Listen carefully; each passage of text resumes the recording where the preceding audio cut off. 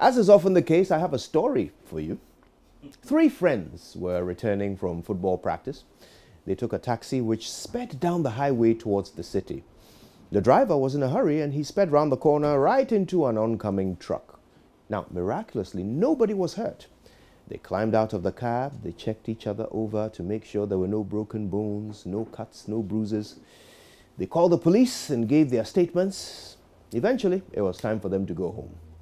So, they stood by the roadside and exchanged looks for a moment before one of them stuck his arm out and stopped another taxi. Now, the moral of this story is simple.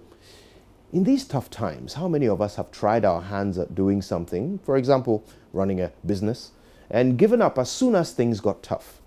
How many of us have enrolled in tertiary institutions to do any old study program and quit after less than 1 year because the lecturer had a grudge? How many of us have vowed never to get married again? I know some people that have given up on gaining employment because they failed to qualify past the interview stage. Others have turned into permanent passengers because they failed their first driving test.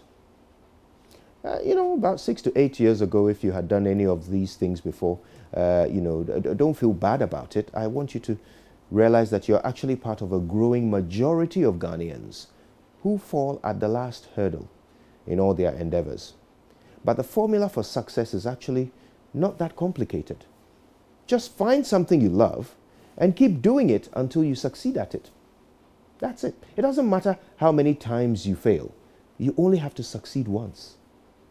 Those three friends I told you about, they may have, failed to get home safely in the first taxi, but it certainly didn't deter them from getting right back into another and trying again. And you see, that is life. That's what we all do. How many of you have been in an accident before, but you still drive to work in a car? How many of you have heard about planes crashing, but you still fly by air? The truth is that on most occasions, once you fail at something, the only way to move on from it is to go back and do the same thing again. Colonel Sanders, the creator of KFC, visited several kitchens with his recipe before one of them allowed him to cook his Kentucky Fried Chicken for their customers. And today, thanks to that person, we now have KFC. Now, put yourself in Colonel Sanders' shoes.